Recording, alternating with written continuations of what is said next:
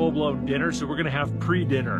And we're gonna do a traditional Swiss camping food called raclette. Raclette?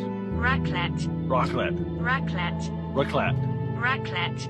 Okay, it's pronounced raclette, but basically it's broiled cheese on potatoes and bread. You can use raclette or Gruyere or maybe even Gouda.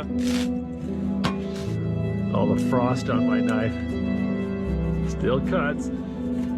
I put some olive oil and salt on some potatoes here. We got the cheese, potatoes, and bread underneath the stove. Let's see what happens. Oh, look at that. Oh, that smells amazing. Bread is just perfectly toasted. Oh. That tastes so good. This is basically a fancy Swiss